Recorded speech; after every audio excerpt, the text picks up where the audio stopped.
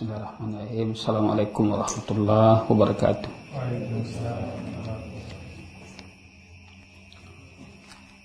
Alhamdulillah nahmaduhu wa nasta'inuhu wa nastaghfiruhu wa na'udzu billahi min syururi anfusina wa sayyiati a'malina. May yahdihillahu fala mudilla lahu wa may yudlil fala hadiya lahu. Asyhadu an la ilaha illallah wahdahu la syarika lah wa asyhadu anna Muhammadan abduhu wa rasuluhu la nabiyya ba'd. Allahumma shalli wa sallim ala nabiyyina Muhammadin wa ala alihi wa sahbihi wa man tabi'ahum bi ihsan ila yaumiddin, amma ba'd. Bapak Ibu, para ikhwah dan akhwat yang dirahmati dan dimuliakan Allah, kembali di malam ini kita ungkapkan syukur kita kepada Allah. Alhamdulillah, dengan nikmatnya pada malam hari ini Allah masih memberikan kekuatan kepada kita, kesempatan, kesehatan untuk bisa menegakkan amal saleh, kemudian mendengarkan kajian ilmu yang insyaallah ta'ala sangat bermanfaat dan rangka untuk membersihkan jiwa kita, membersihkan hati kita dari berbagai macam kotoran-kotoran. Salawat dan salam untuk Nabi kita, Nabi besar Muhammad sallallahu alaihi wasallam, sebagai uswah kita, tauladan kita dan panutan kita. Ikhwatuna fiddin yang dimuliakan Allah, kembali kita lanjutkan kajian adab dalam kitab Minhajul Muslim. Di bulan yang lalu apa kajian Pak tentang apa? Adab tidaklah lewat. Iya, adab terhadap orang tua dan anak. Adab terhadap orang tua dan anak. Telah kita jelaskan bahwasanya manusia pertama yang kita diperintahkan untuk berbuat baik kepadanya adalah al-walidain, kedua orang tua. Karena sebabkan dialah keberadaan kita. Beban-beban yang dia tanggung untuk mendidik anak-anaknya tidak akan bisa dibalas dengan apapun. Oleh karena itu Allah Subhanahu wa taala meletakkan posisi berbuat baik kepada kedua orang tua setelah perintah menyembah Allah. Ada yang hafal ayatnya? Wa qada rabbuka alla ta'budu illa iyyahu wa bil walidaini ihsana.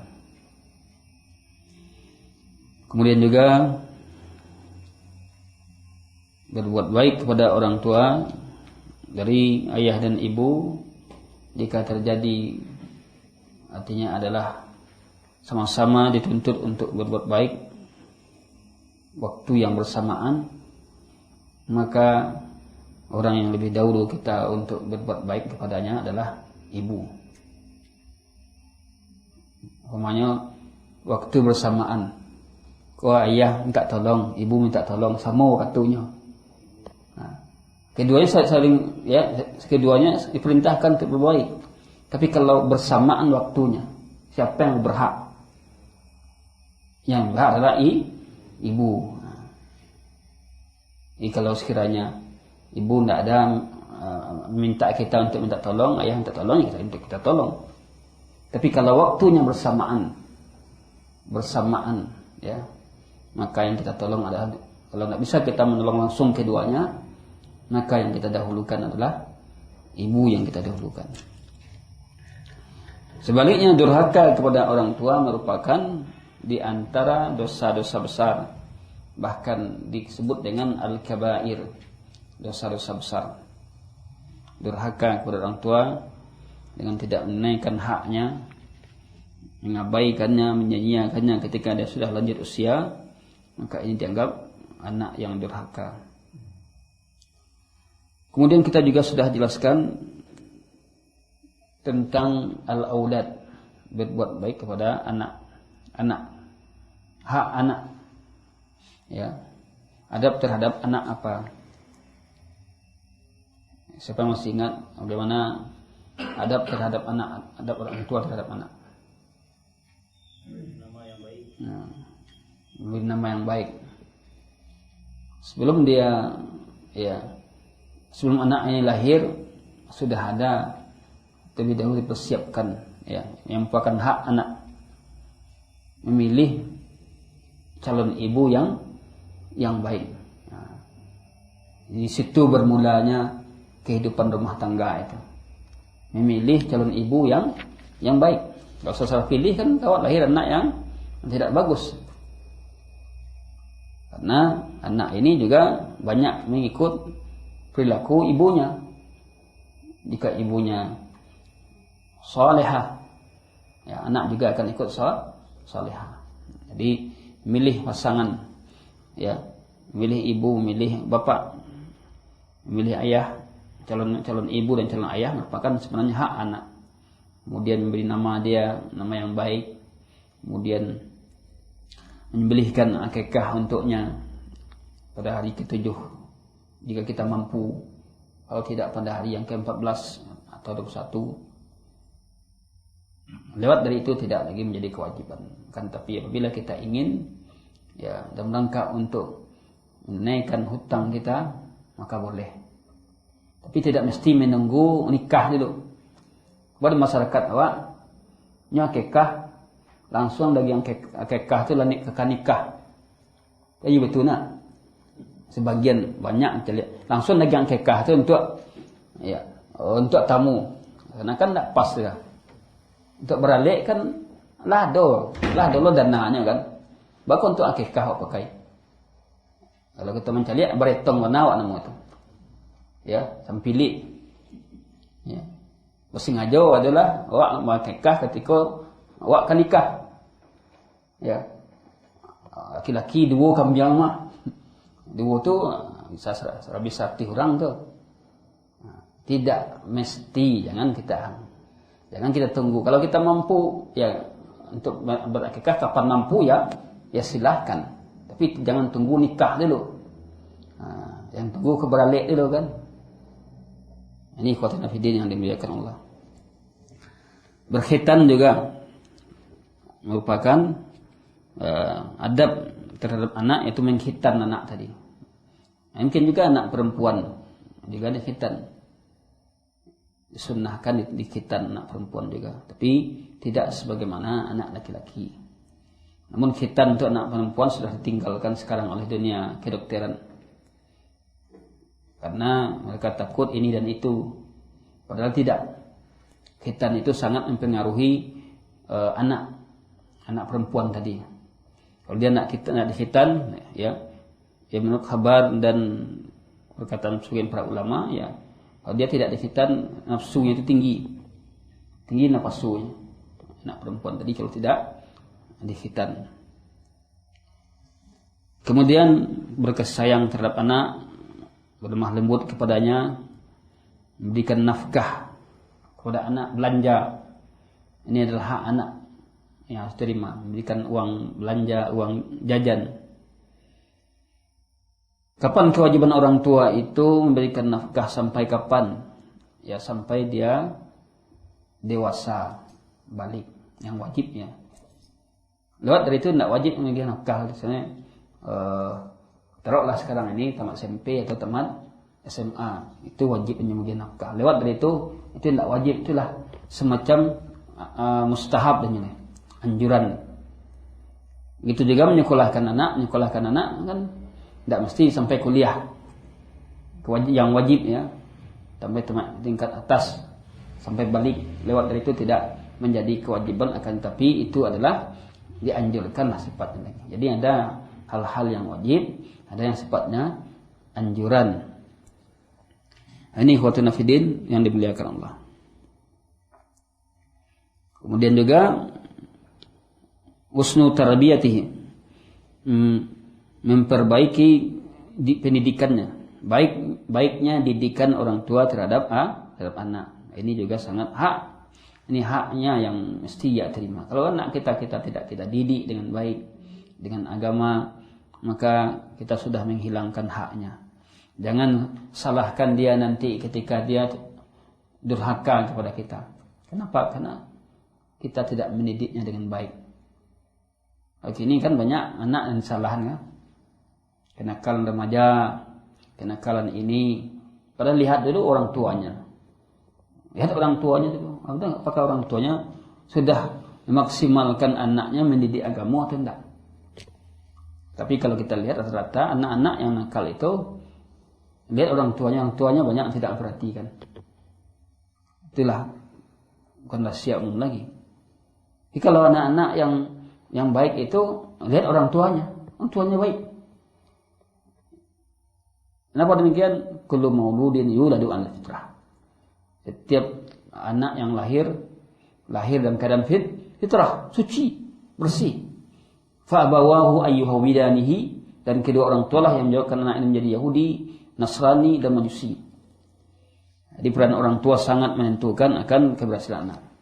Walaupun ada 1, 2, 3 ya anak-anak orang tua yang baik tapi gagal dalam mendidik anak. Artinya bukan karena kegagalan itu bersumber dari dia. Tapi kegagalan itu adalah anaknya yang tidak mau dididik. Ya. Maka itu juga ya banyak contoh-contoh orang-orang terdahulu di Nabi Nuh. Apakah Nabi Nuh gagal mendidik anak? Tidak. Apakah dia dikatakan gagal?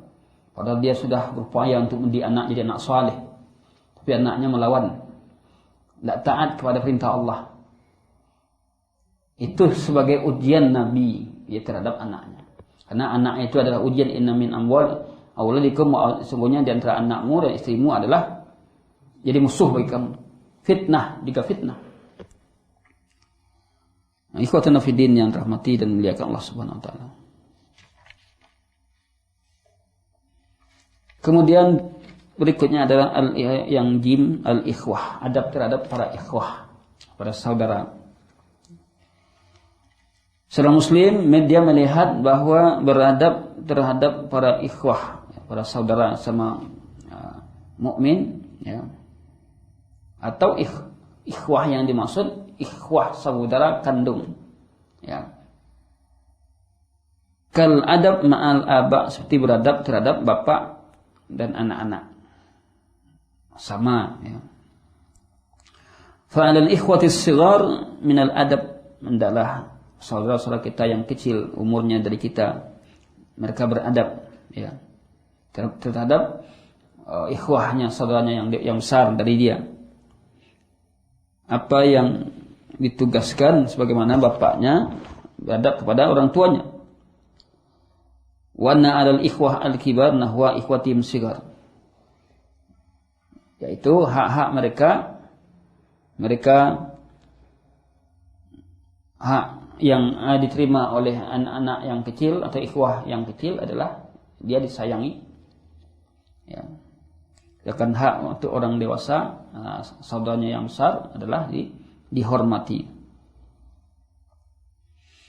Demikian juga sini katakan dalam hadis, birra ummaka wa abaka, berbuat baiklah kepada ibumu, wa abaka dan bapakmu, thumma ukhtaka, kemudian saudari perempuanmu, wa akhaka, saudara laki-lakimu, thumma adanaka fa adanaka, kemudian yang posisinya di bawah itu.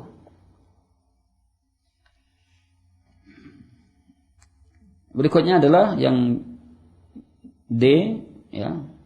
Yang keempat, adab terhadap zaujan, yaitu pasangan suami istri. Nah, ini sangat penting sekali beradab terhadap pasangan suami istri, adab suami istri ya. Banyak rumah tangga itu berantakan karena tidak terarah dengan baik, terbina dengan baik. Dan kadang lah mengaji banyak aja masalah. Ada juga masalah. Kenapa? Karena tidak memperhatikan adab-adab ya, kaitannya ketika dia sebagai suami, kaitannya sebagai istri. Akidah lah itu, akidah bagus, tapi adab kurang. Nah, juga tidak. Harus, kalau dia adabnya bagus, untuk akidah dia akan mudah juga dia. Maka Syekh menjelaskan di sini, al-muslim ya'tarifu bil adabil mutabadilah. Seorang muslim dia mengakui dengan adab, ya, adab suami istri, dia wajib dia mengetahui adab pasangan suami istri. Wa hiya hukukun kullin minhuma 'ala sahibi. Dia merupakan hak-hak masing-masing. Hak suami, hak istri apa? Hak-haknya yang mesti ditunaikan. Sebagaimana Allah katakan, walahunna mithlul ladzi 'alaihinna bil ma'ruf walirijali 'alaihinna darajah. Al-Baqarah 228. Dalam Al-Baqarah 228 Allah berfirman, untuk mereka, untuk para istri tadi, mislul ladzi 'alaihinna, seperti yang ada atasnya, bil ma'ruf, dengan yang baik, walirijali 'alaihinna darajah, dan untuk laki-laki di atas mereka darajah, ada kedudukan derajat yang tinggi dibandingkan dengan perempuan. Laki-laki mempunyai kedudukan yang tinggi dibandingkan dengan kaum wanita. Ar-rijalu qawwamuna 'alan nisa. Laki-laki itu adalah pemimpin bagi wanita. Maka ayat ini kata Syekh, ya, telah menjadi ketetapan bagi pasangan suami istri, hak-hak mereka untuk ditunaikan. Dikhususkan laki-laki di sini mempunyai kelebihan, ya, darajah. Kan Allah katakan walirrijali 'alaihinna darajah. Untuk laki-laki atas perempuan, untuk suami atas perempuan menjadi tugas para wanita, dia dimuliakan, darajah laki-laki itu dimuliakan, ya. Ini hak khususnya laki-laki. Dalam haji wada Nabi sallallahu alaihi wasallam mengingatkan, ya, ala inna lakum ala nisaikum, ketahuilah sungguhnya untuk kalian atas istri-istri kalian haqqan, ada hak, ya. Artinya ada istri kalian menunaikan hak-haknya, ya. Wal nisaikum alaihinna haqq, dan untuk istri-istri kalian, ya, atas kalian yang beban bagi kalian, bagi laki-laki, ada hak. Hak yang ditunaikan oleh suami kepada istri, kewajiban yang ditunaikan suami kepada istri, dan kewajiban yang ditunaikan istri kepada suami. Ketika itu tidak ditunaikan dengan baik, terjadilah ketimpangan. Ya, rumah tangga bergesekan tiap sebentar. Ya, kenapa? Karena ada hak-hak yang tidak ditunaikan. Terbanyak kita lihat di masyarakat kita ini, tahu bahwasanya istrinya banyak pitih, tidak ada diagihnya dah, ya, uang nafkah. Ini merupakan adalah zalim. Tetap hak istri itu tetap diberi nafkah. Ketika istri tidak diberikan nafkah, ya, susah gitu akan mengaturnya. Suami tidak ada bagi nafkah istri, dia akan merasakan, ya, tidak diacuhkan dan segala macamnya. Oleh karena itulah ketimpang-ketimpang itu terjadi karena hak masing-masing tidak ditunaikan. Maka terjadilah perceraian tidak sebentar. Kita lihat, ya, bisa dicek di pengadilan agama sekarang, kasus-kasus perceraian ini paling banyak, terutama dalam masalah, ya, KDRT, kekerasan dalam rumah tangga, banyak sekali terjadi. Nah, kenapa? Karena fikih tentang persoalan ini banyak yang diabaikan oleh kaum muslimin. Kemudian Syekh mengatakan bahwa hak ini sebagian ada berserikat antara suami istri, sebagian ada hak khusus, ya. Apa saja bentuk hak-hak yang mustarakah, hak-hak yang berserikat, artinya ini menjadi hak suami juga hak istri, Istri juga seperti itu melakukan kepada suami, suami juga melakukan seperti itu kepada istrinya. Artinya hak yang mustarakah, hak yang berserikat, sama-sama dia seperti itu sifatnya. Yang pertama adalah hak yang berserikat itu amanah. Ini hak amanah. Laki-laki sebagai suami amanah, istri juga sebagai istri amanah. Ini mereka saling mempunyai amanah. Idh yajibu ala kulli minaz zawjaini an yakuna aminan ma'a sahibihi fala yakhunuhu fi qalilin wala katsirin. Bahwasanya antara masing-masing suami dan istri mereka saling amanah, ya. Tidak boleh berkhianat, baik itu dalam perkara kecil dan juga dalam perkara besar. Dia harus amanah. Suami amanah, yang mana dia sudah dibebankan sebagai suami. Kemudian kalau dia punya anak sebagai bapak, dia amanah terhadap anak-anaknya, dibimbingnya, dibinanya. Dia juga amanah terhadap istrinya, ya. Bahwa kehidupan rumah tangga itu bukan hanya sebatas untuk bersenang-senang. Kalau senang, semuanya hewan. Iya, senang-senang, bahagia hidup rumah tangga. Tapi kehidupan rumah tangga yang sungguhnya adalah suksesnya seorang kepala keluarga dan rumah tangga ketika dia mampu membawa istrinya ke surga, kan, ke jalan Allah. Kalau tidak mampu, ya berarti ya dia belum berhasil lagi. Jadi amanah perlu diperhatikan. Az-zawjan asbah bisyarikaini fala budda min tawfir amanah. Ya. Pasang suami istri itu adalah orang yang berserikat. Kalau orang berserikat itu orang kerjasama, tentu kalau lah khianat satu, tentu perusahaan kau tidak nolak itu. Iya. Lewat perusahaan rugi. Semua orang berserikat, ya. Orang-orang yang saling kerjasama, nyojowin, ya, dalam urusan yang dia tuju yang cukup panjang lamanya. Maka dia tentu harus sama amanah. Dia saling menasihati, kemudian jujur, ya. Bentuk-bentuk amanah yang dilaksanakannya, dia saling menasihati, kemudian as-sidqu, dia jujur, wal ikhlas antara keduanya dalam setiap urusan yang dihadapinya.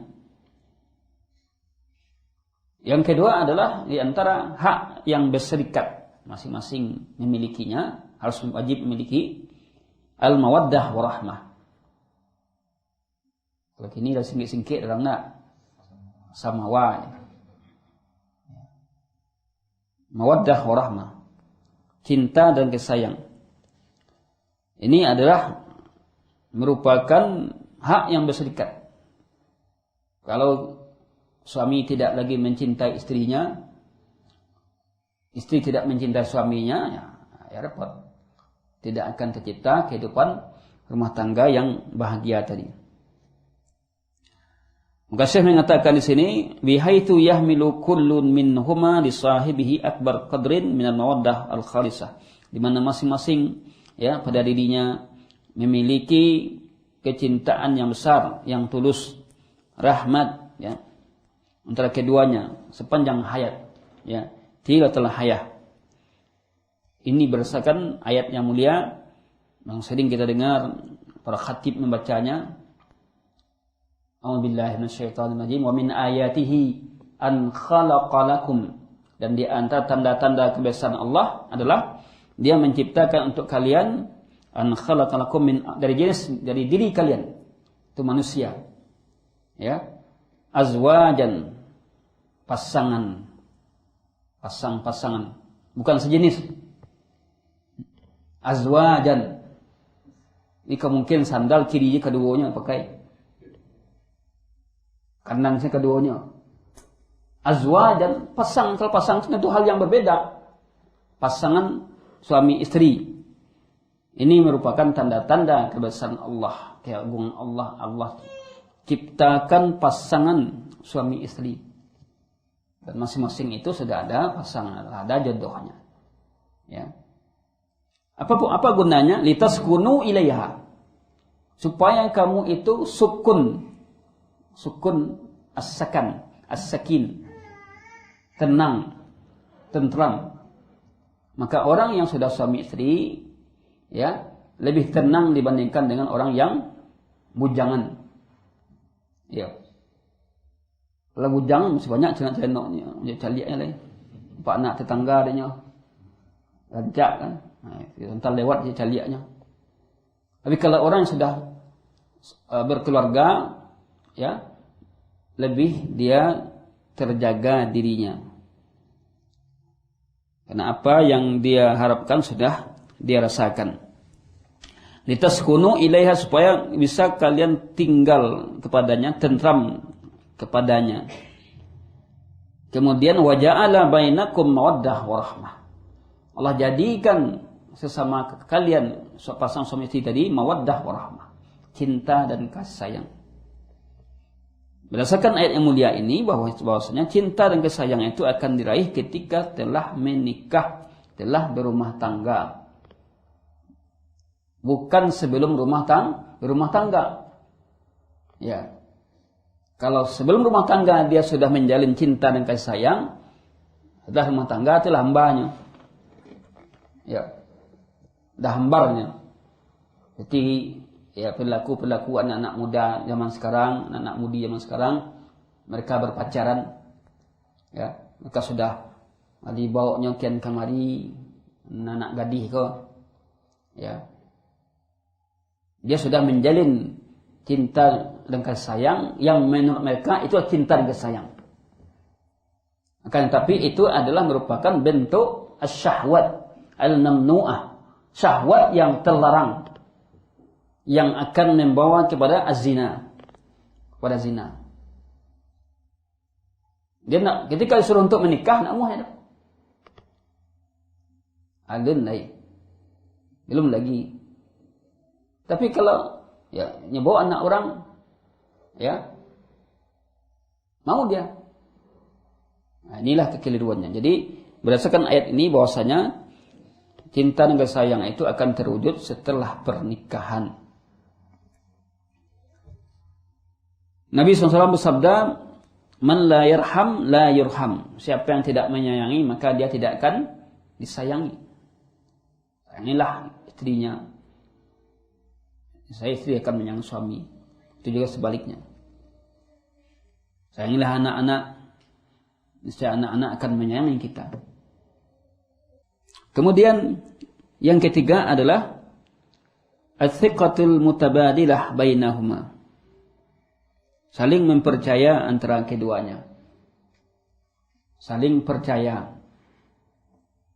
Kepercayaan merupakan adalah salah satu buah rumah tangga. Kepercayaan dia kepada suaminya, kepercayaan kepada istrinya. Ketika thiqah itu, rasa percaya itu sudah hilang, itulah yahwadinya. Kalau rasa percaya sudah hilang, maka Syekh mengatakan di sini, bihaitu yakunu kullun minhuma wathiqan fil akhar, di mana salah satu dari keduanya ya, saling ya percaya, wala yukhamiruhu adana syak, tidak meragui akan ketulusan suaminya, istrinya, akan kesetiaannya. Di mana Allah berfirman, innamal mu'minuna ikhwatun. Orang mukmin itu adalah bersaudara. Rasulullah sallallahu alaihi wasallam juga bersabda, la yu'minu ahadukum hatta yuhibba li akhihi ma yuhibbu li nafsihi. Tidak beriman salah seorang kalian sampai dia mencintai saudaranya seperti mencintai diri sendiri. Warahbitah zawjiyah, maka hubungan berumah tangga, hubungan istri, ya, la tazidu ukhuwatal iman illa tawthiqan, tidak akan melebihi ya ukhuwah keimanan melainkan karena faktor kepercayaan dan kekuatan. Oleh karena itu, bila mereka sudah saling mempercayai, maka dia akan ya, merasakan kenikmatan ya, satu hati, satu rasanya, karena mereka sudah saling mempercayai. Yang keempat adalah di antara adab-adab yang mustarakah, ya, yang berserikat atau hak-hak yang sama harus memiliki, al-adabul ammah, adab-adab umum, ya. Adab-adab umum. Dan di sini pula banyak keretakan rumah tangga tadi ketika adab-adab ini hilang. Apa di antara bentuk adab-adab umum yang harus dimiliki oleh pasang suami istri tadi? Rifkin fil muamalah, berlemah lembut dalam muamalah, seperti memanggil suaminya, manggil istrinya, ya, tentu dengan panggilan yang baik. Lemah lembut dalam bermuamalah, tidak kasar. Ini akhlak, ini bagian dari akhlak. Wa talaqatil wajhi, kemudian mempunyai wajah yang ceria.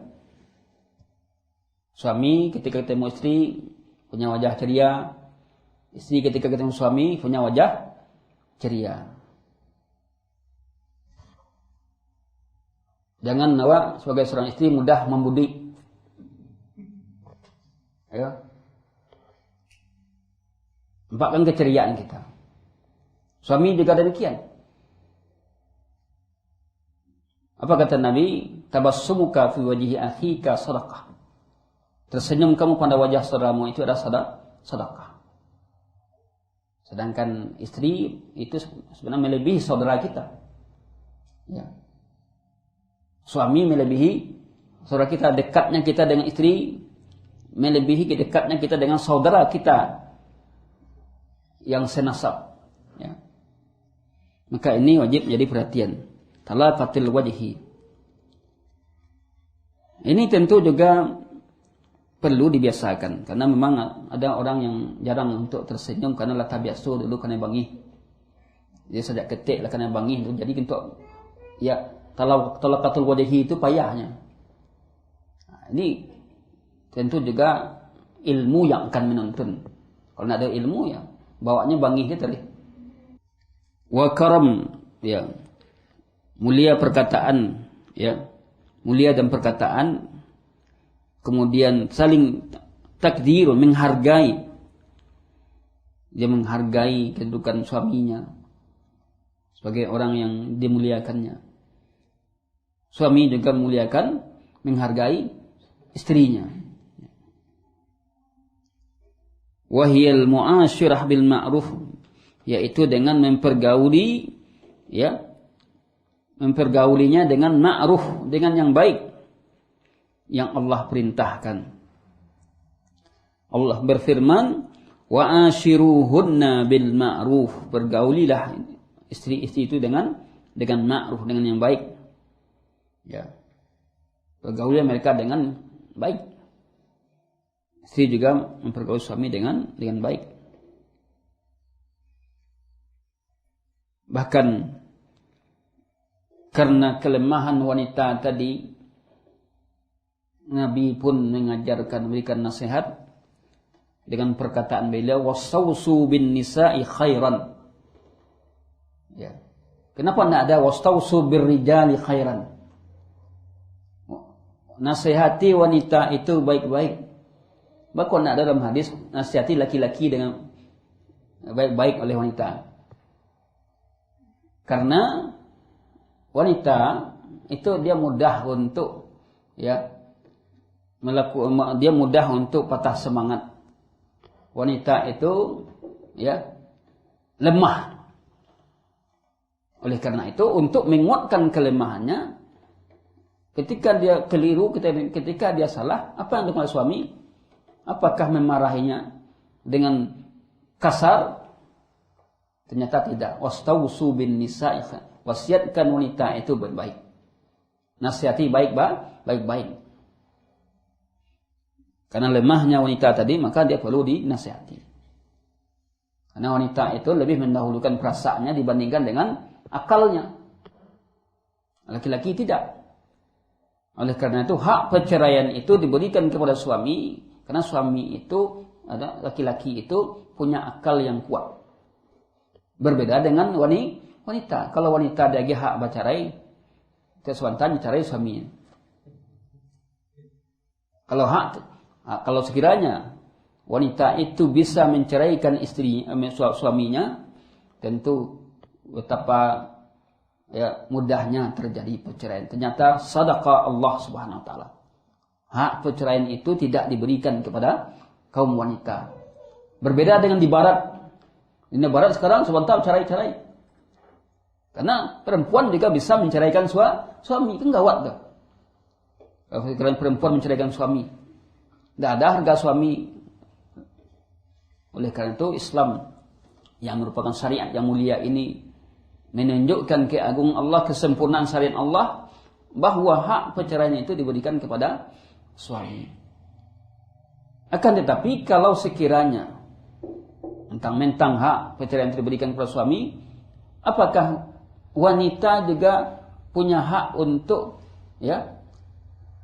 meminta perceraian? Punya. Itulah namanya khulu'. Al-khulu' diberikan hak, yaitu talak tebus. Jadi sekiranya suami tidak mau menceraikan, sementara rumah tangga itulah tidak mau diasuh itu. Suami tidak mau menceraikan. Maka diberikan hak khulu' namanya. Khulu' itu bahwa sang istri minta bercerai melalui pengadilan. Dia bercerai atas dasar permintaan istri, maka namanya khulu'. Bukan talak. Khulu' namanya. Nah, itu dia nanti diceraikan di pengadilan.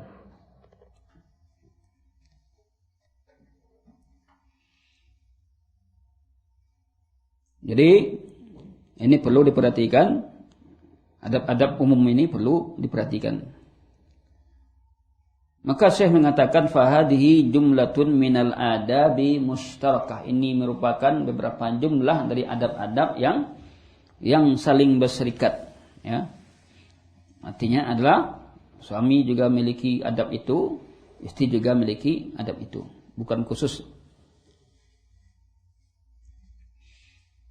Adapun hak-hak khusus, tadi hak-hak berlaku bagi keduanya.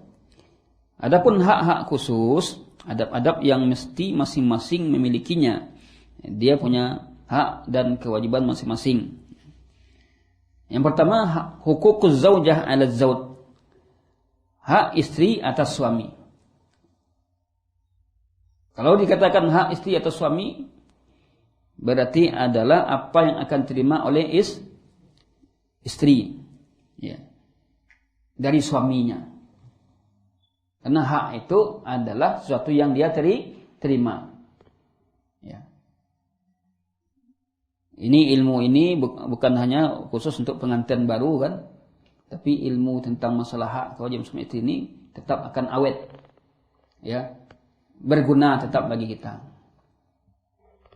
Karena jarang dibahas, jarang pula dikaji. Kita lihat jarang dibahas dan dikaji, mungkin dikaji ketika kamu nikah, itu pun barana lah. Paling malam ini, setengah jam kalau orang baru-baru, tidak dikaji seperti ini, tidak ada. Detail seperti ini tak ada, tidak dikaji.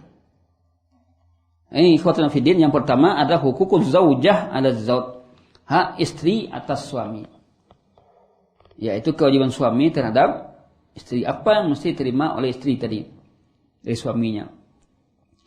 Yang pertama adalah an yu'ashiraha bil ma'ruf, mempergauli istrinya dengan ma'ruf, dengan cara yang ma'ruf, yang baik. Wa ashiruhunna bil ma'ruf, pergaulilah mereka dengan yang ma'ruf, dengan yang baik. Wa yut'imaha idza ta'ima, suami memberikan makanan pada istrinya ketika dia makan. Wa yaksuha idza iktasa, memberikan pakaian kalau dia punya pakaian. Ini cara ma'ruf. Kalau tidak punya, ya apa boleh buat. Tapi kalau dia punya, dia mampu untuk belinya, maka dia belikan. Wa yu'addibaha idza khafa nusyuzaha. Memberi dia adab, ya, memberi dia pelajaran ketika khawatir akan kedurhakaannya kepada suaminya. Nusyuz, durhaka. Suka membantah kata suami kan. Maka boleh untuk diberikan adab. Apa adabnya? Pertama, tentu nasihat yang baik. Dalam surat An-Nisa itu ada tahap-tahap dalam menta'dib seorang istri. Menasihatinya, ya. Kemudian tidak mau dinasihati, fisik itu adalah tahap kedua. Boleh memukulnya. Memukul itu pun tidak boleh sembarang pukul. Biru beko. Ya, dipukul itu tangan. Tidak boleh mukul pipi. Ya, tangan atau kaki. Manzaru jamal tidak boleh. Ya. Pusat kecantikan di wajah. Kalau di wajah dipukul tanpa kok sempat, ya, kencang mulutnya kok. Doa. Tidak boleh. Demikian juga kita mukul anak kita. Tidak boleh tempat-tempat yang vital. Tapi tangan boleh, kaki boleh. Jadi mempergaul dengan cara yang ma'ruf, yang baik. Bi'an ya'izuha, ya, dia memberikan nasihat, ya, tanpa mencaci. Dia berikan nasihat tapi tidak boleh mencaci. Nasihat tapi mencaci maki. Itu bukan nasihat. Ya. Tidak boleh juga takbih, menjelekkan. Ya, memberikan kata-kata jelek kepada istri dalam rangka untuk mengajarnya juga tidak boleh. Apabila dia taat setelah dia dinasihati, kalau tidak hajaraha fil firas, maka dia pisah tempat tidur. Itu dia dalam agama. Teman nasihat sekali, 1 kali, 2 kali, 3 kali, tidak berubah juga. Untuk mendidiknya, maka pisah tempat tidur. Ya mungkin di rumah tu jo, tapi laloknya tidak di tempat tidur ada. Tempat tidur cek lain tu ada kamar cek lain. Itu memberikan pelajaran. Tapi kalau itu tidak manfaat kan, istri ko kareh lo nyo, lalok seorang. Iya. Siapa takut? Nah, gitu istri yang tidak baik itu ya. Maka lakukan hal yang lain. Boleh dia wa illa darabaha fil ghairi wajhi darban ghaira mubarraj. Kalau tidak, maka dia boleh untuk dipukul bukan pada wajahnya. Pukulan yang mendidik. Jadi agama kita ya, sudah bicara tentang masalah memukul, bukan tidak boleh secara mutlak. Boleh tapi ada aturan-aturannya. Ada aturan-aturannya. Fala yusayyilu daman, tidak boleh mengalirkan darah. Memukul tapi laba darah. Nah, ini gawat. Ya. Wala yusinu, tidak boleh melukai ya anggota badan. Tidak boleh melukai. Ini yang perlu diperhatikan bagi seorang suami ketika mentakdib, yang mendidik istrinya. Nah, dalam ayat itu dijelaskan dalam surah An-Nisa ayat 34 itu jelas sekali, wallati takhafuna nusuzahun. An-Nisa ayat 34. Wanita-wanita yang kamu takutkan, istri-istri yang kamu takutkan nusuzahunna, kedurhakaan mereka, maka fa'izuhunna, lakukan apa? Pertama fa'izuhunna, berikan dia nasihat. Jika tidak mampan, wahjuruhunna fil madaji', ya, pisahkan tempat tidur darinya. Wadribuhunna, jika tidak mampan, pukullah mereka. Ya. Jika mereka sudah mentaati kalian, maka jangan lagi cari jalan yang lain. Kalau nyelah taat, lah patuah ke suaminya, maka tidak boleh lagi dimarahi, tidak boleh lagi dijadikan jalan yang lain untuk dipukul dan segala macamnya. Itulah agama kita mengajarkan ta'dib dengan cara-cara yang benar, bukan asal-asal ya mendidik, bukan asal-asal marah, tetapi memang berproses ya. Proses yang cukup panjang. Dalam satu riwayat hadis, Rasulullah sallallahu alaihi wasallam bersabda kepada orang yang ya ingin bertanya kepada Nabi, "Ma haqqu zaujah ahadina alaihi?" Dia bertanya, apa hak istri salah seorang kalian atasnya? Apa yang harus mesti terima istri dari suaminya? Itu kata pertanyaan sahabat kepada Nabi sallallahu alaihi wasallam. Faqal, Nabi menjawab, "An tut'imaha idza ta'imta." Engkau memberikan makan idza ta'imta, jika engkau makan. Karena makan tidak makanannya kan? Engkau memberikan dia makan ketika engkau makan. Termasuk juga di sini tafsirannya, engkau memberikan makan apa yang engkau makan. Kalau tidak ada daging, yang hanya makan sambal lado ya jariang, itulah sembahnya. Ya. Kalau dadar. Oleh karena itu nafkah tidak ditetapkan. Nak ada ketentuan nafkah itu dah. Nafkah kepada istri itu berapa ketentuannya tidak ada. Harus 100.000, 200.000 tidak.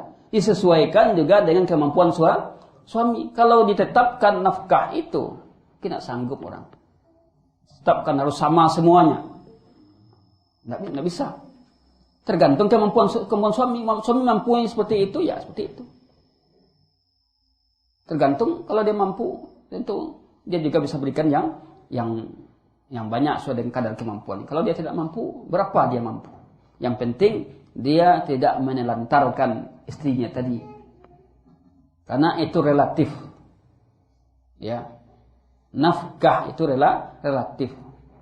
Bah kita lihat orang-orang tidak ada ilmunya dah mencari ronsokan saja. Cukup dia bayar hidupnya. Cukup. Ya. Jadi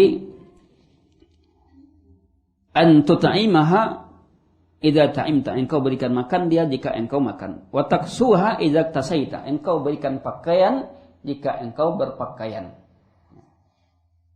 Kalau suami berpakaian terus entah ganti pakaian, istri tak pernah nyebalian pakaian tu. Nah, ini juga tidak benar. Udah tadi balian di baju. Ya, awak nak dibalian baju tu. Ini juga tidak benar. Jika dia tidak mampu membeli pakaian, ya pakailah pakaian yang ada. Kan tidak dituntut untuk harus tiap sebentar ganti pakaian. Nah, pakaian itu kan cukup lama tahannya.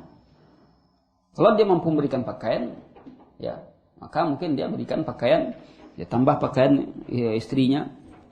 Wala tadribul wajah. Kemudian apa kata Nabi lagi kepada sahabat yang minta nasihat tadi? Jangan kamu mukul wajah. Karena wajah itu manzarul jamal. Wajah itu ada pusat kecantikan. Kalau wajah itulah tidak lurus lagi, tentu awak nak senang menceliaknya. Makanya dalam khitbah, ya dalam pernikahan, dalam hadis dinikahi wanita itu atas 4 perkara, itu yang awal-awal itu ya li jamaliha, karena faktor kecantikannya. Karena yang pertama kali dilihat orang kan itu. Tapi kecantikan di sini adalah jamaliha, bukan berarti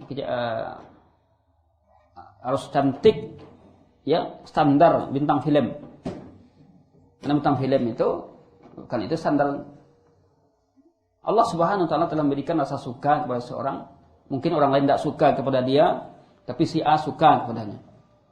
Kalau sekiranya satu saja orang suka kepadanya, itu tidak dapat jodoh yang lain. Nah, itulah hikmah masing-masing Allah berikan tadi. Itu juga orang-orang yang warna kulit hitam suka kepada orang kulit hitam. Ya. So ketika pengalaman saya pernah bercanda kepada salah seorang dosen di Libya. Dosen itu orang Sudan. Sudan kan tahu Pak, bagaimana wajahnya. Ustaz, hal turidu fatah Indonesia? Apakah engkau suka dengan wanita Indonesia yang kulitnya putih? Wallahi la urid. Ya, ana uridu Sudaniyah. Ana uridu imra'ah Sudaniyah. Saya suka dengan wanita Sudan. Berarti apa? Allah sudah memfitrahkan. Dia tidak suka dengan wanita putih, kulit putih Indonesia. Ya. Tapi dia suka dengan wanita yang sama dengannya kulitnya. Ya. Itulah hikmahnya Allah berikan. Kalau sekiranya dia suka juga dengan wanita-wanita yang lain kulitnya, itu wanita kulit hitam, siapa yang akan menikahinya? Kemudian wala tuqabbih, berikutnya nasihat Nabi kepada sahabat yang bertanya tadi, jangan kamu tuqabbih, menjelekkan dia. Apakah itu menjelekkan wajahnya, mengatakan dia jelek, wajah tadi katakan jelek, ya, menjelek, mengatakan jelek perilakunya dan lain-lain, karena ini akan menghilangkan apa? Rasa cinta. Wala tahjur illa fil bait, jangan kamu pisahkan dia kecuali hanya di rumah. Al-hajar, salah satu takdib pendidikan yang kita lakukan kepada istri adalah ketika dia tidak mau lagi mendengar nasihat, ya, lalu dengan menghajar setelah itu, yaitu berpisah tempat tidur dengannya. Boleh berpisah tapi hanya tetap dalam rumah itu saja. Ya. Walaupun itu dia talak satu pun, seorang istri yang sudah ditalak, suami tetap boleh aja ada di rumah, tapi tidak tidur lagi dengan istri tadi. Kayaknya tidur di kamar sebelah, tapi nyalah cari talak satunya. Karena talak satu itu statusnya masih sebagai suami istri. Hanya saja dia, kalau dia bergaul, itu rujuk namanya. Kalau dia menggauli istrinya, itu itulah rujuk. Rujuk bil fi'li. Rujuk dengan perbuatan. Jadi rujuk itu ada dua, rujuk dengan perbuatan. Dia tidak mengecek-ngecek dah, tapi dia menggauli istrinya, berarti dengan sendiri dia sudah telah rujuk. Yang kedua, rujuk bil qauli. Rujuk dengan perkataan. Abu balik kanti lai. Abu balik kanti, wallahi mau balik kanti. Rujuk, saya rujuk. Itu ini rujuk dengan perkataan. Jadi apabila seorang bercerai, walaupun talak satu, suami boleh ada di rumah, tapi tidak tidur dengan dia lagi. Karena Nabi kata, wala tahjur illa fil bait, jangan kamu menghajarnya. Menghajar ini memisahkannya kecuali hanya di rumah saja. Di rumah, atau kita tidur di dalam kamar, sudah tidur sebelah. Tidur situ. Kamar sebelah lo, sekolah lo. Ya. Kita lanjutkan para ikhwah dan akhwat. Tadi kita telah menjelaskan, ya, tentang hak istri atas suami. Yang pertama adalah apa tadi? Pergaulannya dengan ma'ruf, dengan yang baik. Pergaulan ini meliputi, ya, kalimat, kata-kata yang kita katakan kepadanya. Kemudian pergaulan ini juga memberikan makan, maksud dia makan yang baik jika kita mampu, memberikan pakaian, kemudian juga mendidiknya, mengajarinya.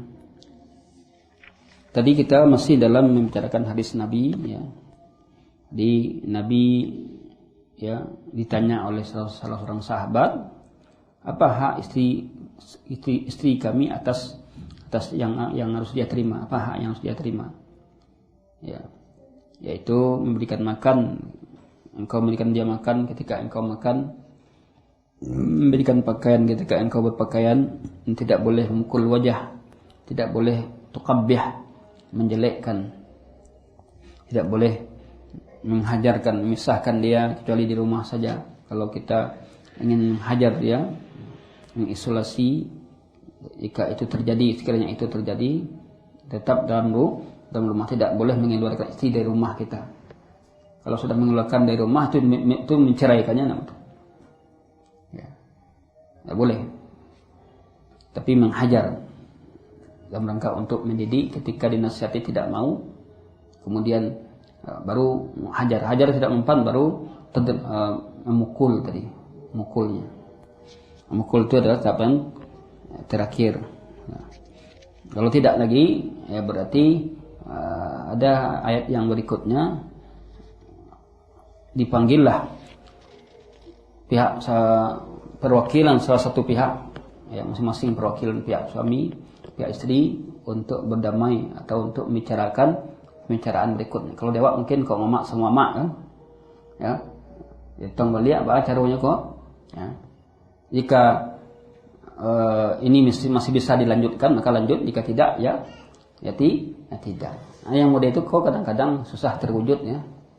Kadang-kadang kita, orang yang kita tuakan itu tidak pandai untuk menyelesaikan persoalan. Kenapa? Karena kurang ilmu juga.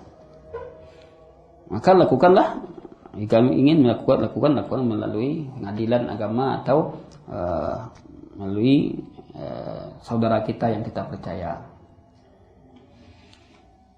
Berikutnya adalah yang kedua, an yu'allimaha ad-daruri min umuri diniha. Mengajarinya hal-hal yang penting dalam urusan agama. Hal-hal yang darurat. Dia mengajari hal-hal yang penting dalam urusan agama. Kalau dia tidak tahu, ya, dia mengajari dia salat, mengajari dia tentang adab, ya. Kalau kita suami tahu, maka diajarkan istri tadi.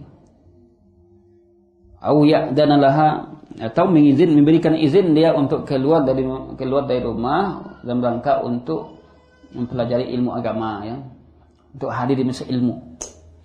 Maka ini boleh dilakukan ketika kebutuhan terhadap ilmu itu, ya, tidak kalah dengan kebutuhan terhadap makan dan minum. Maka kita butuh untuk membawa pasangan kita, istri kita ke majelis ilmu. Awak lailah. Kadang-kadang kalau awak mengecek kurang didanganya kan. Tapi kalau ustaz mengecek, harus didanganya. Itu kata. Maka kita bawa dia ke majelis ilmu. Ya maklum manusia macam-macam perangainya, ada yang ego dan segala macamnya. Maka bawalah dia ke majelis ilmu agar bertambah ilmu tadi. Karena ilmu itu sangat luas sekali. Apalagi ilmu tentang persoalan-persoalan hidup dalam rumah tangga. Cukup luas pembahasannya. Para ulama menulis kitab-kitab berjilid, ya, hanya untuk sebuah fikih dalam berumah tangga. Ya. Kemudian bagaimana Allah berfirman, ya ayyuhalladzina amanu qu anfusakum wa ahlikum nara. Nah, ini ayat yang menjelaskan kepada kita kewajiban kita untuk menjaga keluarga kita dari apa yang akan masukkan dia ke api neraka. Apa yang kita lakukan untuk menghindarkan dia masuk api neraka? Ku anfusakum. Jaga dia. Bagaimana menjaganya? Addibuhum wa'allimuhum. Ajarkan, didik mereka, ajari mereka perintah Allah, larang-larang Allah, ya. Sehingga dia terjaga, terpelihara dari api neraka. Addibuhum wa'allimuhum. Wal mar'atu minan ahli wa wiqayatuha minan nar bil iman. Menjaga wanita istri itu dari api neraka dengan apa? Bil iman, dengan memperkuat iman. Tauhid, akidah, ya. Agar dia tidak mudah untuk berkata-kata yang tidak baik kepada suaminya, karena mungkin faktor ekonomi yang membuat kadang-kadang istri nak patuh, tapi istri pun tidak menyadari keadaan yang ada. Tapi dengan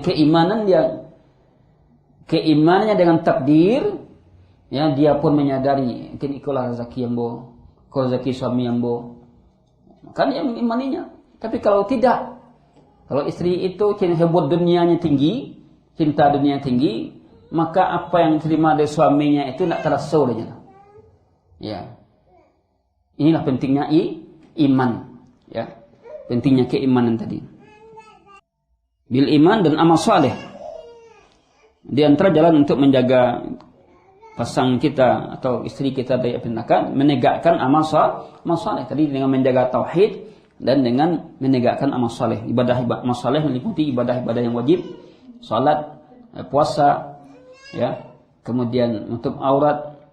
Pokoknya amal-amal saleh yang diwajibkan dan juga amal-amal saleh yang disunnahkan. Wal amalus salih la budda minal ilmi wal ma'rifah. Nah, ini. Amal saleh mesti dengan ilmu. Kalau tidak ada ilmu, tidak bisa menegakkan amal saleh. Ya. Kenapa sebentar terjadi pertengkaran dalam rumah tangga?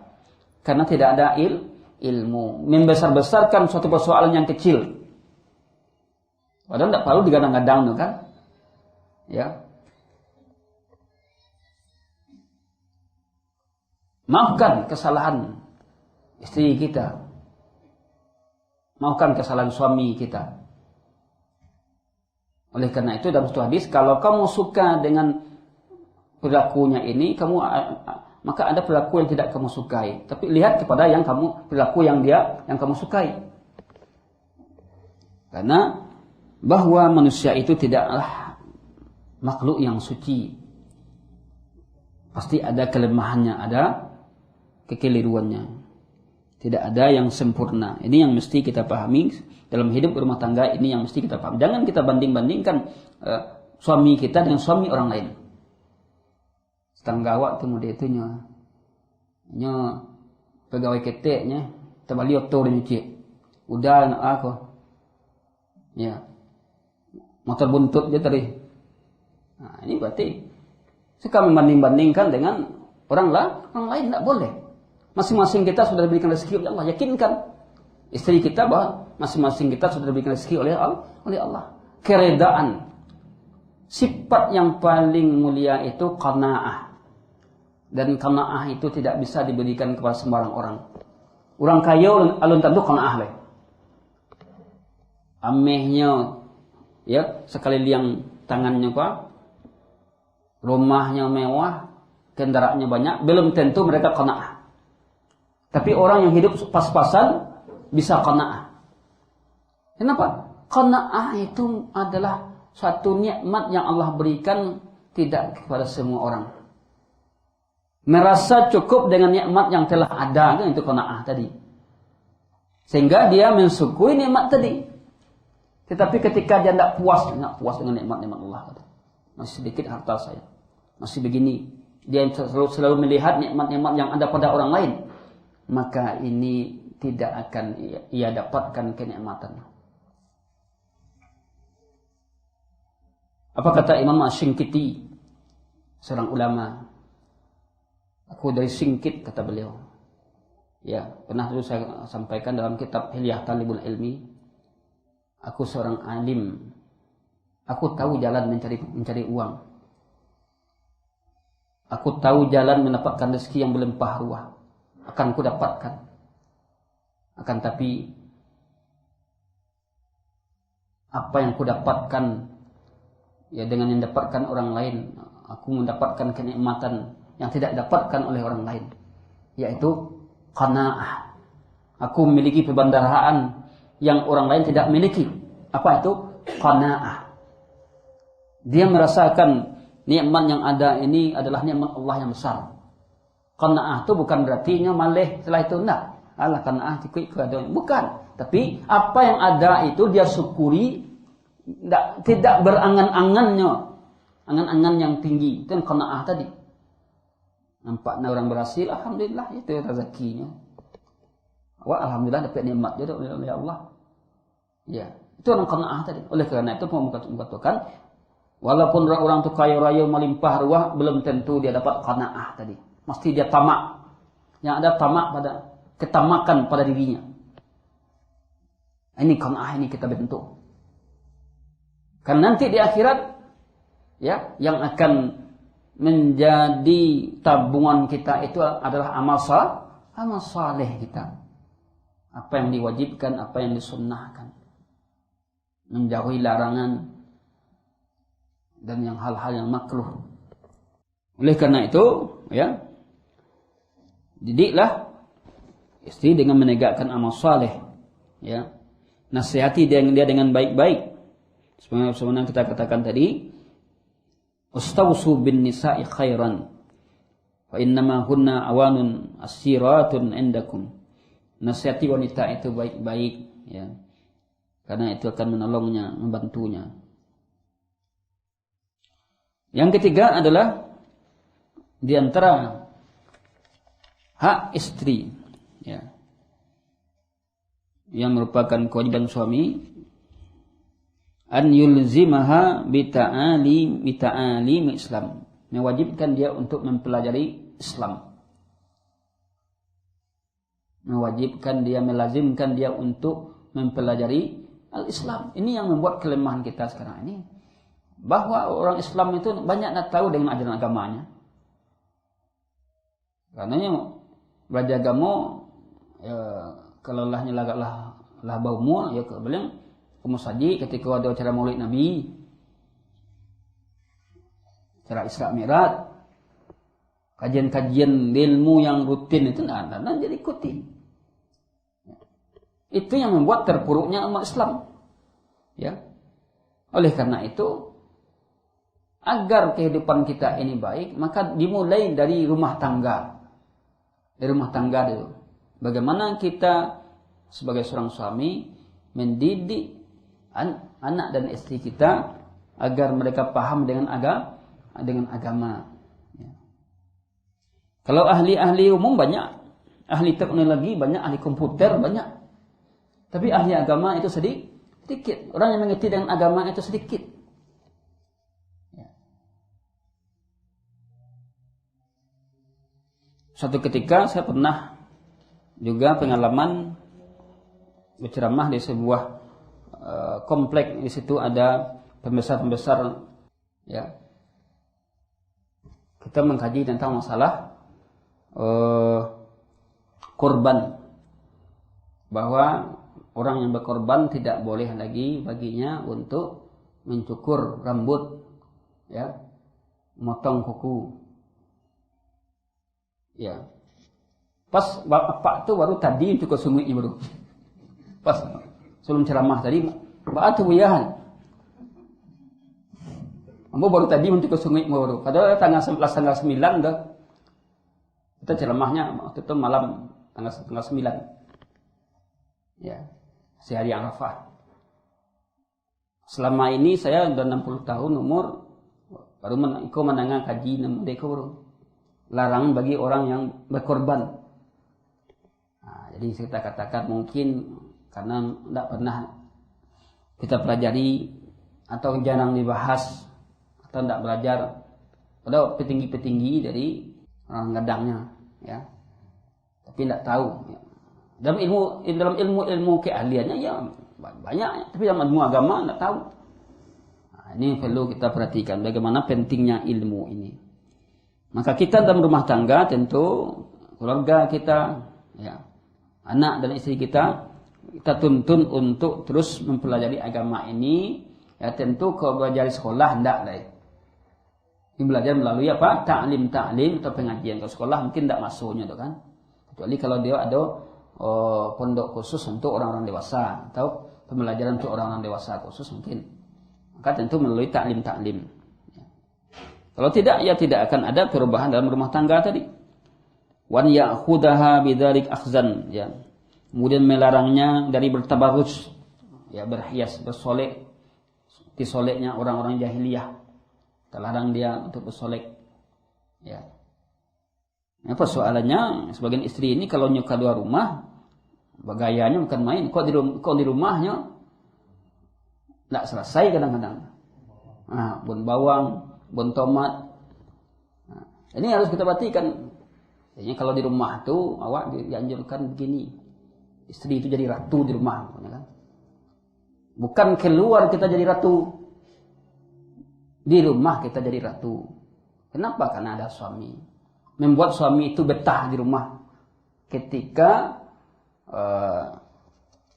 hubungan rumah tangga itu berjalan dengan baik.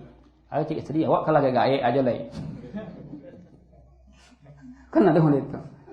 Awak 50 kateh, bah. 40 kateh aja lah. Kan kok awal-awal dulu ya lah. Tidak juga seperti itu. Tetap kewajiban itu tetap. Tetap juga sesuai dengan kadarnya. Kalau nyulah nenek tentu gayanya semul full ya nak mudo itu. Ya. Kalau nenek lah 60 kateh, tetap dia di rumahnya kalau masih ada suaminya tadi kan, gitu. Ini yang terjadi artinya adalah ketimpangan yang terjadi. Kadang apalagi kalau tuh lah heboh masuk cucu ya lah. Yang suaminya ndak tertinggalnya kan. Ya heboh masuk cucunya masuk anaknya paikian kemari. Suami tinggal di rumah. Kan itu yang terjadi apa? Banyak yang terjadi ini. Kita lihat di lapangan ya. Kalau lah 60 kate suami istri, awak punya anak, cucu dan istri kau lah paikian kemari. Tinggal apa-apa tinggalnya di rumah lah. Ya. Makanya itu mengasuh cucu kan itu. Ini juga tidak benar. Ya. Telantar nanti suaminya gara-gara itu. Kecuali kalau menghajat membutuhkan. Tapi kalau itu berkepanjangan berlama kan terzalimi suami. Walaupun lah gaeknya. Namun gaek kalau sehat kan yang butuh juga dia. Kalau sehatnya tetap butuh juga pendamping. Apa ibu yang dimuliakan Allah. Jadi kembali kita kepada yang ketiga tadi, melazimkan tetap mempelajari agama ini karena Islam itu luas. Artinya kalau ilmu agama aku tidak akan pernah habis-habis wak pelajari. Karena buku-buku para ulama itu banyak. Al-Quran saja 30 juz tuh, mungkin tak 30 tahun belum tamat dah. Saya mengajar tafsir juz 30 itu 2 tahun, juz 30, 2 tahun baru ketamat. Kalau sekali seminggu kan, 2 tahun ketamat, juz 30. Bayangkan. Kalau 2 tahun saja 1 juz, berarti kalau 30 juz berapa tahun? 60 tahun. Mungkin umur awak sampai 60 tahun. Jadi mempelajari agama ini tidak habis-habisnya kita belajar agama ini. Tetap kita belajar agama terus. Apalagi dalam kehidupan rumah tangga sebagai seorang istri, dia harus tetap mempelajari agama. Karena beban-beban dan persoalan-persoalan yang dihadapinya di zaman sekarang ini semakin berat. Kalau tidak ada ilmu yang akan menjadikan solusi dia, kalau tidak ada ilmu yang akan mengkanter berbagai macam persoalan, tentu tidak mampu kita. Anak-anak sekarang pandai menjawab pertanyaan orang tuanya, kemudian banyak yang cerdik ya. Kalau tidak ada ilmu kita orang tua, tentu kita akan terkalahkan dengan apa yang menjadi kenyataan yang terjadi. Kemudian an ya'dila bainaha wa baina darratiha, berlaku adil terhadap istri jika sekiranya bagi orang yang ta'addud ya, yang ta'addud, yang poligami, itu berlaku adil terhadap istrinya. Ta'addud ini sudah ada dari dahulunya, hanya saja yang mungkin tidak setiap kita mampu untuk melakukan. Tergantung dari kemampuan kita. Poligami itu adalah syariat kita. Ya. Tapi hukumnya bagi sebagian orang bisa wajib, bagi sebagian orang bisa haram. Karena tidak ada kemampuannya. Bagi sebagian orang bisa wajib. Ya. Apa wajibnya? Mungkin karena faktor istrinya tadi tidak mampu melayani dengan baik. Mungkin karena dia jauh dari istrinya. Ya. Dia pekerjaannya pulang sekali sebulan, sekali 2 bulan. Ya. Dia membutuhkan untuk itu. Bagi sebagian laki-laki tidak mampu dia untuk berta'addud karena dari segi nafkah juga. Kemudian karena tidak butuh mungkin ta'addud. Jadi tidak bisa dipukul rata tentang masalah poligami. Hanya saja dia syariat. Syariat. Tidak boleh di pagar-agarahan. Bagaimana orang pagar-agarahan syariat tadi. Kalau itu ada, maka berlaku adil lah kepada mereka. Adil dalam hal apa? Makanan, minuman, pakaian, ya, tempat tinggal, ya, harus sama-sama kualitasnya. Kalau kemudian sampai dibedakan, korum iko dia rumah tipe Berapa? 36. Kompe 6 kan. Kalau sama-sama, kalau dia sama-sama berikan rumah itu. Karena tidak adil. Dalam hal rumah juga, tempat tinggal, dalam hal makanan juga, minuman, dalam hal pakaian juga berlaku adil. Kalau tidak bisa berlaku adil, terang-terang Allah telah katakan dalam surah An-Nisa ayat 3, "Fa in khiftum alla ta'dilu fawahidah." Jika kamu tak bisa berlaku adil, cukup satu saja. Nabi kita yang mulia, beliau sudah mengatakan, "Khairukum khairukum li ahlihi." Sebaik-baik kalian adalah orang yang paling baik terhadap keluarganya. "Wa ana khairukum li ahli." Aku adalah orang yang paling baik terhadap keluargaku. Ini Nabi kita yang mulia, beliau adalah orang yang paling baik terhadap keluarganya. Beliau punya istri yang 4, istri beliau ada 9, namun beliau berlaku adil kepada semuanya. Namun istri Nabi, ya, itu hanya untuk Nabi saja, sedangkan untuk umatnya hanya 4. Ya. Berikutnya adalah hak-hak suami atas istrinya. Ini hak suami lagi, pembahasan kita terakhir. Hak suami atas istri. Tadi hak istri atas suami. Berarti tadi itu hak yang diterima oleh istri, yang datang dari suami. Berikutnya adalah hak suami yang diterima suami atas istrinya. Berarti kewajiban istri terhadap suami. Apa saja hak suami atas istri ini? Yang pertama, ta'atuhu fi ghairi ma'siyatillah. Mentaati dia bukan dalam hal maksiat. Wajib mentaati suami selagi itu tidak maksiat, bukan mengandung dosa. Ya, wajib untuk mentaatinya. Kalau sang suami menyuruh berbuat dosa dan maksiat, maka tidak boleh ditaati. Kalau kamu keluar buka jilbabnya, tidak boleh taati. Tetapi ketika suami menyuruh untuk taat, seperti suami mengajak ke tempat tidur, ya, lalu istri menolak, maka ini dimurkai oleh Allah. Ini dimurkai oleh Allah. Dalam hadis Nabi katakan, "Idza da'a ar-rajulu imra'atahu ila firashihi falam ta'tihi fabata ghadban 'alaiha la'anathal malaikah hatta tusbih." Ya, jika suami mengajak istrinya ke tempat tidur, lalu istri tidak mau, ya, mengabulkannya, lalu suami tidur dalam keadaan marah, fabata ghadban, marah terhadap sikap istri tadi. Apa kata Nabi? La'anathal malaikah hatta tusbih. Malaikat akan melaknatnya sampai subuh. Ini perlu disadari, ya, oleh kaum wanita. Banyak terjadi perselingkuhan karena istri tidak mampu untuk meladani suami atau tidak mau meladani suaminya dengan baik. Ini yang terjadi. Sampai dikatakan walaupun di atas onta, kalau diajaknya atau sedang istirahat, sedang di dapur segala macamnya, tetap sang istri wajib meladani suaminya tadi. Begitu hak suami. Karena itu adalah ketaatan.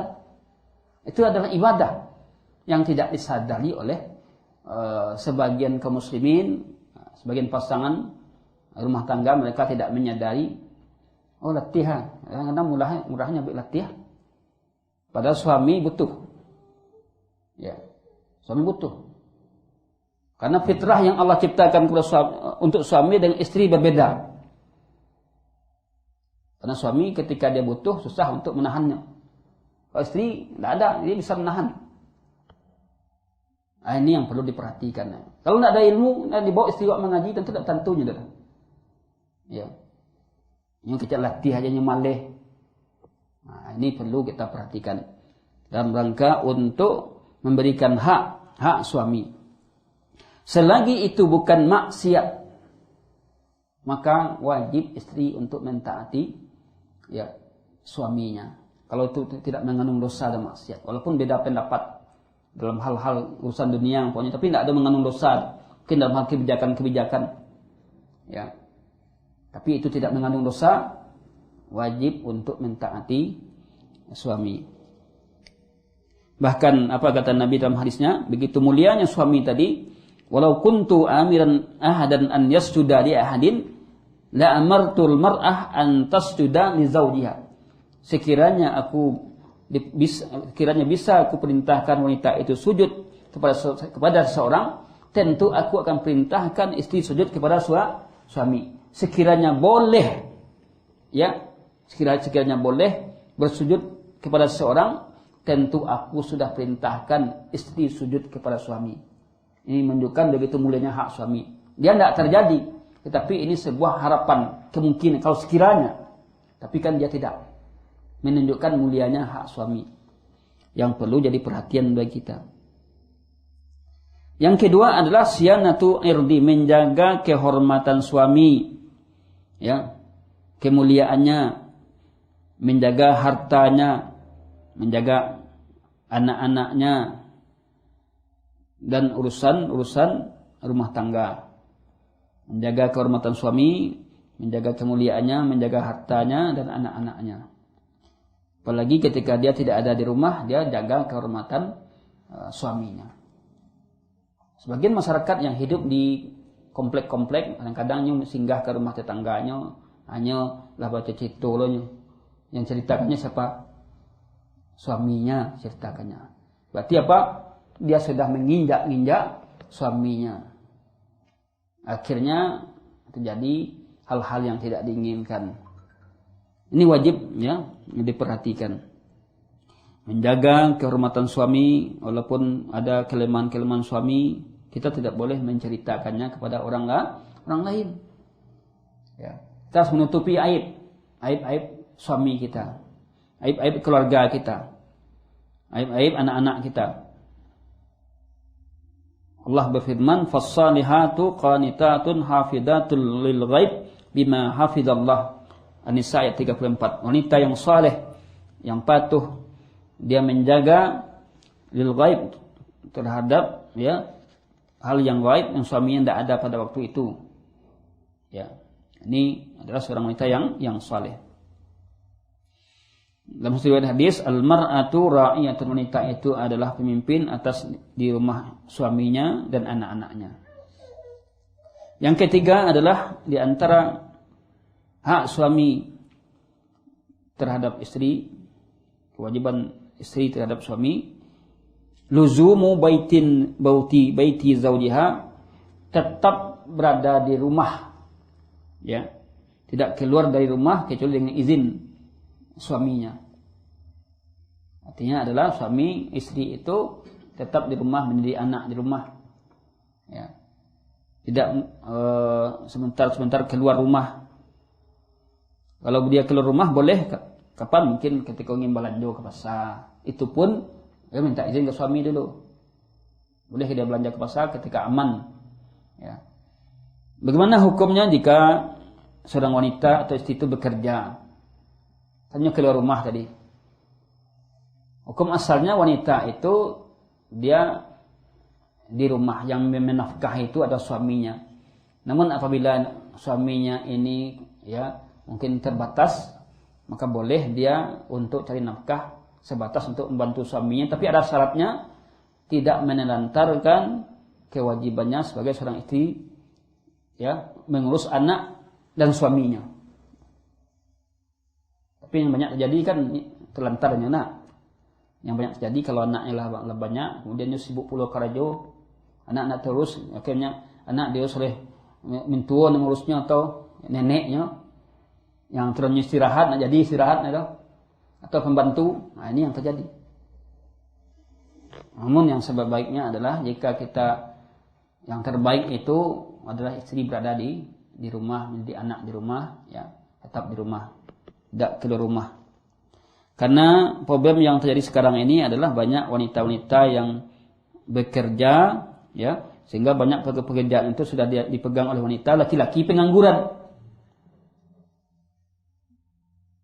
Mana yang bahaya laki-laki pengangguran daripada wanita pengangguran? Bahaya laki-laki. Wanita dia ada di rumah dengan orang tua. Kalau laki pengangguran, dia sudah punya beban, dia akan bisa mencuri dan segala macamnya. Nah, di saat orang-orang perusahaan, ya, yang sudah rusak, yang banyak diterima pegawainya produksi loh. Nah, kacau jadinya kan. Laki-laki nak terima dah. Akhirnya apa yang terjadi? Yang terjadi adalah bahwa kaum laki-laki pengangguran, wanita bekerja. Karena wanita aku kan tak banyak protes dah kecilnya. Dia boleh ibadah, lepeh, dan segala macam, lepehnya senang. Itu yang terjadi. Laki-lakinya protes dah. Maka berhati-hati kaum wanita ya. Hati-hatilah kaum wanita dalam hal ini. Jangan tertipu dengan propaganda orang-orang kufar yang akan merusak kita. Sedikit lagi menahan lidah, yang menahan lidah dari perkataan kotor, ya. Mempergauli karib kerabat suami dengan baik, ya. Termasuk mentu segala macamnya itu adalah mertua kita atau saudara suami, saudarinya, artinya muamalahnya, akhlaknya. Wallahu a'lam bishawab. Ini yang bisa saya sampaikan, mudah-mudahan bermanfaat, menambah ilmu kita semua, khususnya dalam persoalan masalah rumah tangga ini yang memang harus banyak persoalan-persoalan yang mungkin bisa kita bahas ya, namun waktu yang membatasi kita. Semoga berfaedah dan manfaat. Sallallahu ala nabiyina Muhammadin wa ala alihi wasahbihi wa akhiru da'wana alhamdulillahirabbil alamin. Assalamualaikum warahmatullahi wabarakatuh.